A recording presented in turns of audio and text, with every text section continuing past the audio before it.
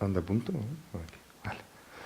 Bueno, ya estamos cansados ya de ver estadísticas acerca de la proporción que representan las invasoras con respecto a al resto de las especies en cada uno de los espacios. Bueno, nosotros, por supuesto, tenemos nuestras propias estadísticas, restringido a lo que es el Parque Nacional de Garajonay, ¿no? En la que, bueno, como ven, aparte de todo el listado que tenemos delante, destaca la presencia de 25 especies de plantas invasoras, 30 artrópodos y 9 de vertebrados. Pues vamos a empezar. Realmente la ponencia habla tanto como de especies de animales como especies vegetales. Mi intento va a ser arrancar con todas las de animales, las principales especies vegetales y, bueno, si ya da tiempo nos vamos al resto de las cosas, ¿no? El tema de la rata, pues bueno, viene un poco motivado, los estudios que hemos realizado también por los objetivos del Plan Rector de Uso y Gestión del Parque Nacional de Garajonay, que sigue estando en vigor, pues el primero que se redactó, ¿no? Y uno de los puntos digamos, del capítulo de seguimiento era el estudio de las poblaciones de las especies de ratas y un poco comprobar sus efectos.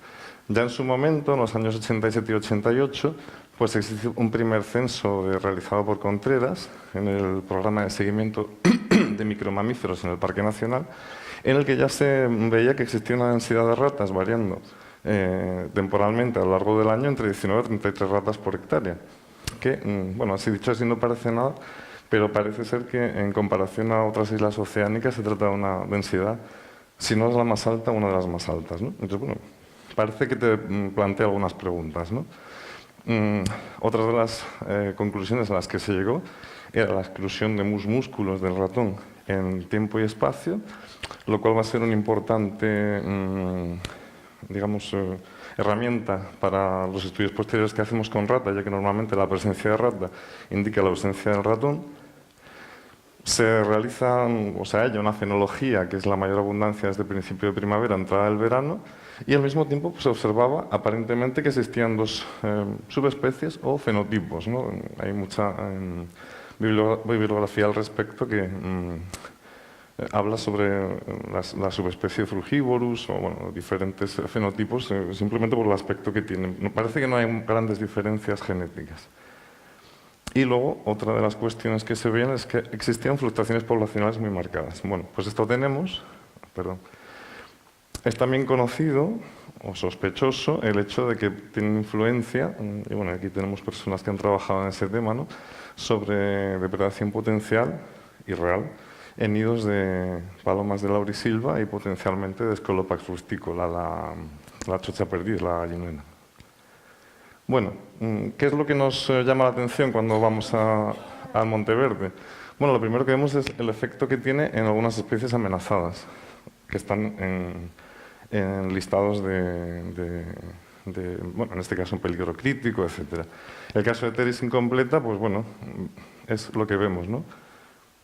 Un consumo total de la parte vegetativa, que se puede reconocer por las típicas mordidas en bisel. El caso de Sambucus nigra subespecie palmensis, lo mismo, rotura de los brotes. En el caso de Euphorbia mellifera, pues bueno, existe consumo de los juveniles, como esto que se ve aquí, de las semillas y, bueno, ataques temporales a los individuos adultos, ¿no? Para eso se realiza un anillado pues, similar al que se realiza en las palmeras. Pero aparte de eso, que sucede en zonas muy puntuales, lo más llamativo es el ataque que se realiza sobre los brotes terminales del Persea indica, del viñático, ¿no?, que son muy evidentes, sobre todo en bordes de pista, zonas más digamos, de fácil acceso, con mucha visibilidad, y nos llevó a plantearnos qué es lo que pasa con esto. ¿Es importante? ¿No lo es? Bueno, empezamos a hacer algunos estudios básicos utilizando ya unidades de muestreo que teníamos preexistentes, redes, mesas de fronde, subparcelas destinadas al estudio de necromasa. Y bueno, obtenemos unos datos iniciales, en los que aparentemente pues, el daño no es muy grande. Tenemos 20 gramos por metro cuadrado, obtenemos una distribución interanual, obtenemos una distribución mensual a lo largo de esos años y, sobre todo, lo comparamos también con la producción de desfronde del propio árbol, que llega a ser hasta, bueno, en algunos momentos puntuales, de hasta 730 gramos por metro cuadrado. Bueno, pues al final la fracción no es muy importante.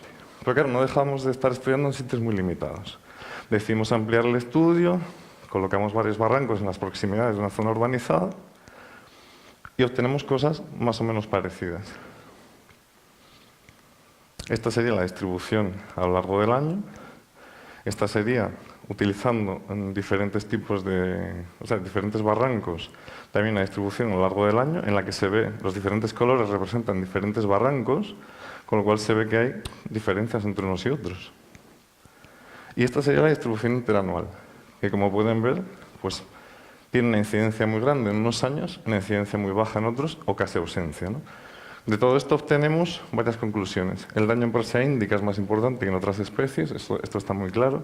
Existen grandes variaciones interanuales muy considerables en la magnitud de los daños, una concentración de la producción del daño en algunas localidades. No existe relación, al contrario que en otros sitios que sí se ha visto, entre la proximidad a los núcleos poblacionales o las pistas de acceso que faciliten la producción del daño. Existen relaciones, por ejemplo, entre la superficie de la copa de los árboles y el daño. Y en algunos casos con respecto a la altura. Esto quiere decir que posiblemente pues, la rata siente un poco de vértigo cuando va a viñátigos muy grandes, ¿no? Y también existe relación entre algunos factores climáticos y el daño. Esto es interesante porque detectamos que en años de bajas precipitaciones, de alta radiación solar, de altas temperaturas, sobre todo medias y máximas, y bajas humedades relativas, los daños aumentaban. Posiblemente porque la rata necesita ese recurso o lo utiliza como complemento del recurso hídrico, ¿no? Lo cual, en un contexto de cambio climático, pues, puede tener su importancia. Y bueno, a diferencia de otras especies arbóreas, sus frutos no despiertan interés, porque ahora veremos que en otras especies sí. Sí, realizamos varios experimentos con varias especies de monteverde. Lo primero que utilizamos fue la semela andrógina, la givalvera, que fue, pues, bueno, una especie que se escogió pues, por su rareza, su determinada localización en algunos lugares del Monteverde, y se hicieron varias experiencias en zonas, relacionando zonas de bosque más espeso y zonas de claros. Estas gráficas, que aparentemente son un poco complejas y no se ven muy bien aquí, bueno, básicamente lo que representa es la curva de supervivencia de las semillas una vez que se ofrecen en un experimento controlado a estos animales, ¿no? Cuanto más está la curva para acá, significa que hay una menor depredación, y cuando más está para acá, hay una mayor depredación. Se comparó y se veía que no existían diferencias significativas en ninguno de estos ambientes. O sea, es decir, la rata no se, por decirlo así, no se acojonaba, con perdón, por meterse en un claro en el que en otros ambientes sí que existen depredadores que pueden actuar sobre ella, y por el contrario no depredaba más en el bosque, no existía este efecto. Esto lo reproducimos con varias especies más, que no les quiero aburrir, pero con Ilex canariensis, con Morella falla y con Laurus novocanariensis. Al final de todo esto extrajimos las conclusiones que se resumen en 2 o 3 puntos muy esenciales. Existe una mayor depredación sobre las semillas en zonas más degradadas, con menor disponibilidad de recursos, cosa que parece que puede tener su significación, y al mismo tiempo existe una determinada predilección por parte de la rata por consumir un determinado tipo de frutos frente a otros. ¿Qué consecuencia puede tener esto? Esto no es una cosa que sea nueva, ni que hayamos visto nosotros por primera vez, sino que se ha visto en otros archipiélagos, en otros lugares, y puede determinar, digamos, el reclutamiento de esas especies arbóreas. Es decir, si bien en el caso del Laurus, por ejemplo, no existe ningún tipo de efecto, e incluso se produce un desplazamiento desde la semilla del lugar de depredación a otros lugares por transporte, en otros lugares, en otras especies, digamos que el consumo es muy rápido, y para la rata representa una palatabilidad importante. Es decir, digamos que ajardina de alguna manera consumiendo unas especies frente a otras.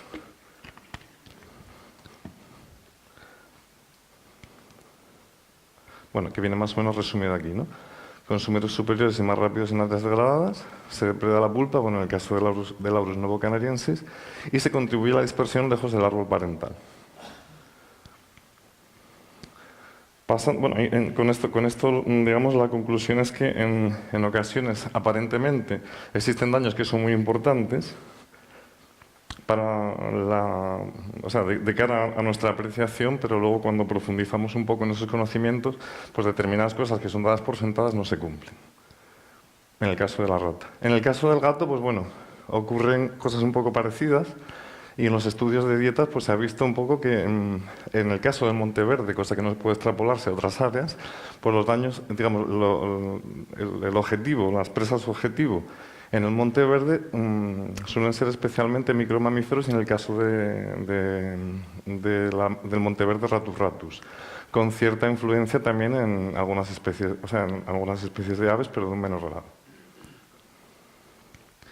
En el caso del conejo, si bien en Garajonay su distribución no es muy significativa, de cualquier manera se decidió realizar una serie de experimentos de exclusión mediante el uso de vallados, ¿no? Esto está todavía en estados iniciales de desarrollo, pero sí se han visto varios resultados preliminares, que es que existen determinadas preferencias con respecto al consumo de unas especies frente a otras. Ahora en época invernal se ha visto que prefiere Tolpis y Pericalis, y no parece tener efectos en otras especies, pero estamos a la espera de ver qué sucede en épocas estivales, en las que cuando haya una carencia de recursos hídricos y la cosa esté un poco más apretada, pues posiblemente las afecciones sean mayores, pero por ahora no tenemos más información que esta. Bueno, pasamos a los temas delicados. En La Gomera, pues, digamos que una de las principales afecciones, desde el punto de vista de los animales, es la producida por los herbívoros introducidos, normalmente de origen silvestre. Pues esto es una cuestión que aquí ya se ha debatido hasta la saciedad, no solamente en el caso de Canarias, sino en otras islas oceánicas. Y los principales problemas pues provienen de la oveja y de la cabra, a la que vemos aquí pues rodeada de un apetecible manto de crasuláceas, en este caso de Renovia diplocicla, en la que causa tremendos daños, ¿no? Bueno, digamos que esto es una zona de paso y de estabulación de este tipo de animales, ¿no? Vemos que no solo provoca deforestación, sino daños muy graves en relación a la erosión, pisoteo.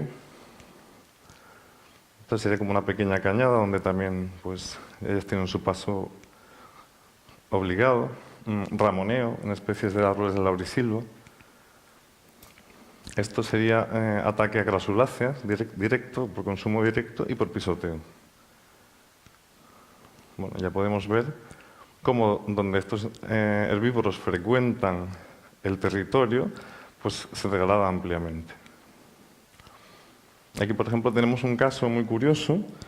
Esto se sitúa cerca de un vallado que se había localizado, esto sí es fuera del parque, en una delimitación que se había realizado para que de un Limonium dendroides que estaba viviendo en una pared rocosa, debajo se pudiera permitir la incorporación de regenerado sin que existiera un acceso directo por parte del ganado, ¿no?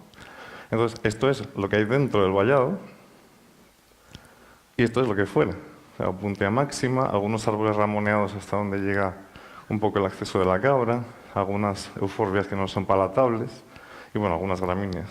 Pero todo esto que hay aquí, pues, tenemos desde Bupleurum, Tetama, Guaidil, que el Guaidil es muy palatable para ellas, y además ven que la presencia de estas especies también disminuye incluso la presencia de opuntia, por sombreo, competencia, etc. O sea que hay un efecto sinérgico en el cual, pues, del que hablaremos más a continuación, en el cual la oveja y la opuntia interaccionan.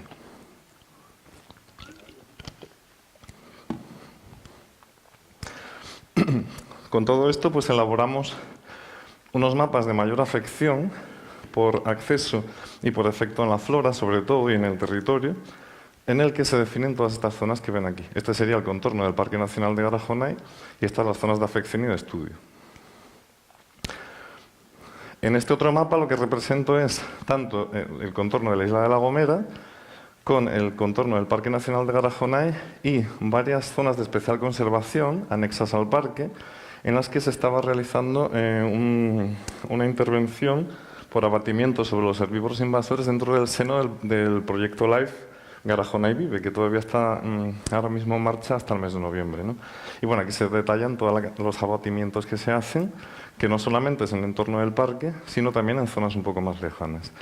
A la izquierda vemos los abatimientos de cabra, que son de menor importancia, y a la derecha los de oveja.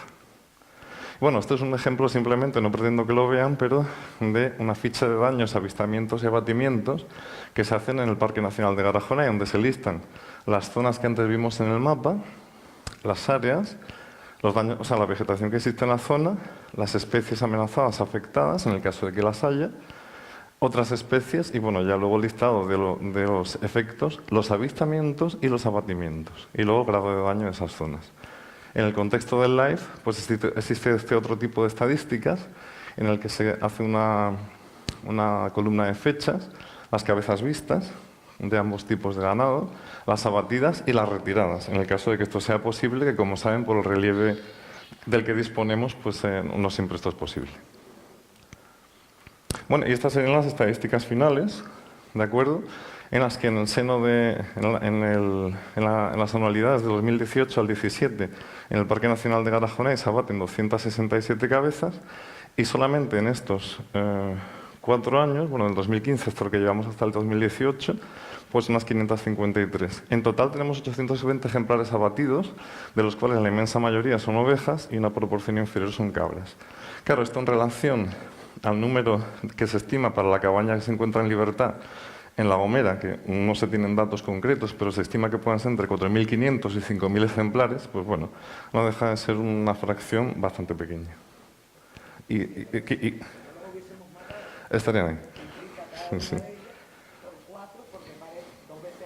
Sí. En este caso hay que ver la botella medio llena, porque efectivamente pues es una quinta parte abatida, de ahí te doy la razón. Sí. Exacto. Bueno, esta es una imagen que normalmente suele ser bastante impactante. Aquí se mencionó el tema de determinados colectivos que, bueno, muestran estas imágenes para sensibilizar a la población. Pero acá yo les muestro esta otra.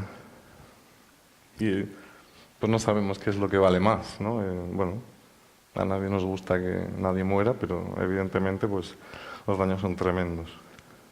Tenemos un caso muy llamativo en La Gomera, que es el de una especie amenazada, en peligro, que es el de Kiuna Cantocarpus. Bueno, esta sería una zona ideal en la que no existe entrada de ganado y esta es una en la que ya el ganado entra, pues se come todo lo que hay. Esto es un pequeño vestigio que queda. Y incluso con repercusiones muy curiosas, porque, por ejemplo, esta es la distribución del Equiuna Cantocarpus, del tajinaste azul, en La Gomera, ¿no? Con estos 4 puntos que ven. Bueno, hay una localidad más que aquí no está, pero se hizo un estudio genético y, bueno, pues para ver. No estábamos pensando en eso, pero sí para saber qué criterios deberíamos definir a la hora de realizar las reintroducciones y la gestión del tajinaste, ¿no? Y se veía que las distancias genéticas, que se representan un poco en este árbol, venían a decir que esas poblaciones se habían separado en torno a hace unos 500 años. Si extrapolamos un poco a qué pasó hace 500 años y cuándo se empezó a intensificar la historia del pastoreo en la isla, pues bueno, no es muy difícil atar cabos, ¿no? En ese momento es cuando las poblaciones se disgregan, pues principalmente, aunque no solo seguramente, por el efecto de la herbivoría. Y esto es un experimento muy sencillo que se hizo en un área en la que antes no había ovejas y ahora sí. Y entonces, bueno, tenemos número de supervivientes de tajinaste, número de muertos, 43. Bueno, pues ya ven. En el siguiente inventario, el descenso es aún mayor. O sea, se pasa una mortalidad de cerca del 85 al 90% de los pies reproductores. Si nos vamos al reclutamiento, pues ya ven cómo se queda hasta el final, ¿no? O sea, el efecto es devastador. Pues aquí lo ven. Este sería el aspecto que presenta el tajinaste, que yo creo que muchos de ustedes ya conocen. Aquí se ven algunos tajinastes que después del ataque, por así decir, aún rebrotan, pero finalmente ocurre esto y ocurre la preponderancia de la especie exótica, que bueno, también es consumida en cierta medida, pero que no es tan palatable y al final, bueno, el resultado es una zona pelada en la que solo quedan exóticas. Y esto es un pequeño listado de daños producidos en otras especies, que bueno, de muy elevados a bajos, pues se puede observar que que es bastante preocupante. Bueno, y por si fuera poco, pues ahora tenemos también muflón. Fue detectado por primera vez en septiembre de 2015 y bueno, hasta ahora se ha batido solamente un ejemplar. No se conoce realmente qué población hay, no se habrá propagado con mucha rapidez, pero claro, también tenemos la certeza, por lo que ocurrió en otras islas, en concreto en La Palma, de que tiende a... No sé aquí si podría... No se puede ejecutar el vídeo, pero bueno, aquí por ejemplo hay un bando formado por un muflón macho que viene desde detrás con otros individuos que son ovejas y posiblemente algún híbrido ya. Otros problemas más recientes, el caso del hurón, que empezó en un punto localizado por la zona de Vallehermoso y esta es la distribución que tiene en la actualidad con todos estos puntos que vemos aquí, que básicamente son productos de detecciones de atropellos en la carretera, ¿no? Y bueno, un tema del que se habla muy poco, pero el de los artrópodos, a los que bueno, yo llamo la invasión silenciosa, de la que algunos ni siquiera se conocen los efectos que pueden tener, pero otros sí. Por ejemplo, la disdera, o el Omatoiulus, o esta mosca, que compiten activamente con, digamos, sus equivalentes taxonómicos nativos en las islas, ¿no? Bueno, y pasamos, no sé si da tiempo todavía, a los casos que más hemos trabajado de plantas superiores en Garajonay, que son la Tradescantia fluminensis y la Opuntia máxima. El caso de la Tradescantia posiblemente es el más importante porque se desarrolla en zonas maduras del Monteverde. Esta es la distribución según el biota, que es optimista porque hay más que aquí. Esta es la distribución que nosotros hemos visto en el Parque Nacional de Garajonay, que están concentradas en la cuenca del Cedro, en el entorno de Laguna Grande, que es la área recreativa más importante del parque, y en la zona de Pina, que sería esta de aquí. Bueno, ya existían algunas experiencias del año 1984, en el cual ya se aplicaba maniobras de desplante, incluso también de herbicida y cubrición, y bueno, se obtuvieron varios resultados bastante interesantes en los que bueno, se llegó de una cobertura inicial de 100% a una cubrición por brinzales de Laurus novocanariensis y Persea indica, es decir, una sustitución por el regenerado de las especies arbóreas nativas, ¿no? Posteriormente hubo varias experiencias de control y seguimiento posteriores, más puntuales, y digamos que la gran maniobra de control de la Tradescantia fluminensis ocurre en el año 2009-2010 con la llegada del Plan E. Bueno, se abordaban estas manchas que tenemos aquí, a veces en conjunción con otras especies invasoras como Geratina denófora. Bueno, y se realiza un censo marcado de los transectos, de los tramos que se dividían luego en diferentes manchas, ¿no? Donde estaba localizada cada una de las manchas de Tradescantia. Se producía a un arranque manual, ¿vale? De esta forma. Se protegían los helechos de Monteverde. Y merece la pena destacar que parece ser que las maniobras de arranque, pues sabes que tienen que ser muy detalladas porque si dejas el más mínimo tallo en tierra, pues eso se reproduce con mucha facilidad. Y una anécdota muy curiosa es que las mujeres eran muchísimo más eficientes y detallistas que los hombres. Y está constatado, además. Bueno, este es un poco el resultado final, ya con la Tradescantia embolsada. Hubo varias experiencias, normalmente si podía dejarse embolsada hasta formar compost o equivalente se dejaba y si no, bueno, se extraía con volúmenes más o menos importantes. Al final lo que tenemos aquí es una disminución de la superficie bastante considerable, como vemos aquí, un total de metros cuadrados, no recuerdo mal, de 32.000 a 1867 y bueno, luego posteriormente en la zona del Barranco del Cedro hubo un incremento, pero disminuye el número de plántulas. No se lista ni las otras dos zonas, Epina y Laguna Grande, porque más o menos se ha podido mantener y no ha habido un repunte de la invasión, ¿no? Y bueno, a esto hay que añadir que también tenemos varias parcelas de seguimiento localizadas en zonas puntuales de Tradescantia, ¿no? 3 en laderas y 3 en barrancos. Y bueno, aquí un poco una comparación. Zonas en las que ya no se ve Tradescantia, zonas en las que sí hay una colonización de Tradescantia, de nuevo en esas mismas parcelas, y zonas donde aquí se ve la parcela, aquí se ve la Tradescantia, bueno, no se ve muy bien, pero ya amenazando como que voy para allá. Esto, por ejemplo, es una comparación, aunque la toma no es la misma, pero se ve como en 2 años, de no existir nada, vuelve otra vez a aparecer en esta esquina pues, con una cobertura del 30-40%, una cosa así. Esto un poco ejemplifica algo que se ha hablado mucho, el cómo aunque consigas una erradicación inicial en estas especies que tienen una muy fácil recuperación, si no existe un seguimiento posterior, un poco la ley del embudo, no es la ley, pero el efecto embudo que llamaba Elizabeth antes, bueno, es un esfuerzo menor, pero hay que mantenerlo. Y bueno, esto es alguno de los resultados que hemos obtenido con los seguimientos. Parece, varios años después de la erradicación, no existe una variación muy importante en el número de especies, pero sí existe una variación en la cobertura de las especies de Monteverde y sobre todo una cosa que es muy importante, que es la aparición de regenerado de Monteverde, que además crece en área basimétrica en muy poco tiempo, ¿no? Que esto es muy interesante. Bueno, y estos son algunos ejemplos relacionados no solamente con la erradicación, sino con una intervención posterior relacionada con la gestión del hábitat. Es decir, no solo la erradico, sino que además no solo espero que, digamos, venga el Monteverde por sí mismo, sino que lo vamos a ayudar, ¿no? Entonces se erradica y al mismo tiempo se procede a una plantación de Budvardia radicans, que como saben pues también es otro helecho amenazado. Bueno, al tiempo nos encontramos con esto. No existe ocupación de Tradescantia y encima tenemos una magnífica población de una especie amenazada. Y a ver si me da tiempo a exponerles el caso de Opuntia. Bueno, esta es la distribución del biota, que manifiesta el biota, que seguramente sí es bastante más aproximada a la realidad.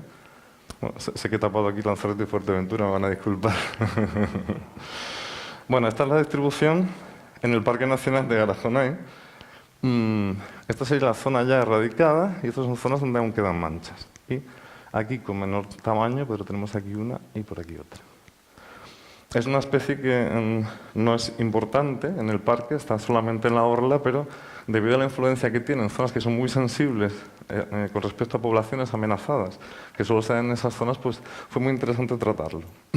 Aquí vemos de nuevo lo que vimos antes, la interacción de esta especie con el ganado guanil, es decir, la presencia de unos fomenta la presencia de los otros, además con una eliminación completa de todo lo que pudiera ser competencia en esas zonas, ¿no? Aquí otro ejemplo. Esto sería un listado de la inventariación de las zonas con la superficie, cobertura, algunos datos dasométricos, etcétera, de esas zonas donde está presente la Opuntia, en el censo previo que se realiza, y bueno, las maniobras de erradicación o de control. Se corta la tunera, lo que queda, el tronco, si se puede y no se ocasiona un desperfecto al medio, que ocasiona una erosión posterior, se retira, y si no, bueno, pues se va controlando a lo largo del tiempo, ¿no? Este es un aspecto de cómo se quedan esas matas cuando se cortan. Y esto es lo que se hace posteriormente. Hubo varias experiencias. Al final lo que resultó más eficaz, bueno, se ponían las palas, se embolsaban de esta forma. En los lugares no eran muy fáciles de trabajar en ellos. ¿Vale? Aquí tenemos cosas que ocurrían posteriormente, el rebrote, saben que es una especie muy persistente, pero también rebrotaban las palas cortadas embolsadas. Luego se manifestó que el picado pues, era mucho más eficaz, ¿no? En un momento dado también se manejó el taparlo y lo que conseguíamos era un efecto invernadero maravilloso y se creaba un vivero de opuntes pues, muy bonito.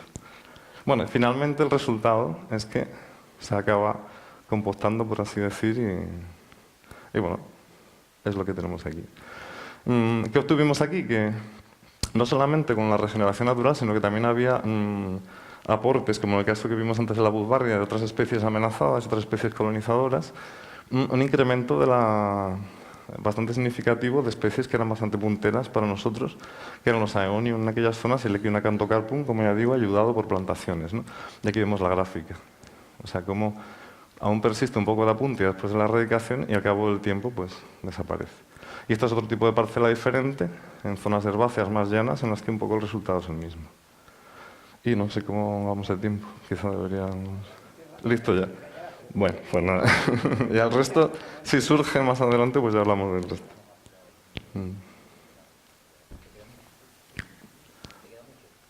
Bueno, si quieres hablar un poquito de la gelatina, ya corto. Y cortamos. Porque es un poco una de las especies también relevantes, ¿no? con diversas valoraciones. En Glajonite tenemos dos especies, que es Ageratina adenófora, con esta distribución, y Ageratina riparia, que es la que para nosotros es un poco más preocupante porque el comportamiento es muy similar al de Tradescantia fluminensis, ¿no? Con esta distribución que, bueno, seguramente es también optimista. Estas son algunas de las maniobras de erradicación que se han hecho, pero realmente no existe un inventario detallado de los sitios en los que se encuentra. Y esta es otra de las cosas que ayer se comentaban un poco en las mesas de trabajo, que es el desconocimiento a veces no solo de la biología, sino de la distribución real.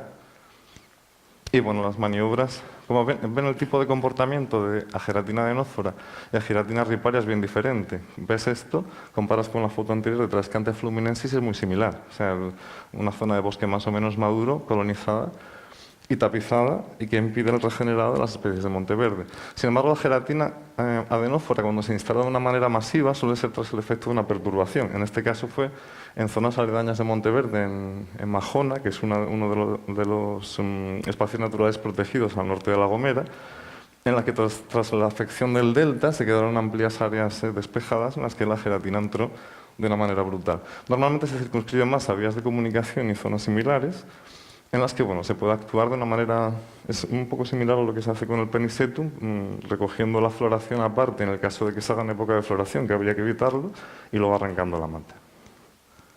Y bueno, esto es una de las maniobras de restauración, como es muy parecido a lo que se realizaba contra la Tradescantia. Y bueno, yo creo que si quieres lo dejamos aquí. Muchas gracias, Luis.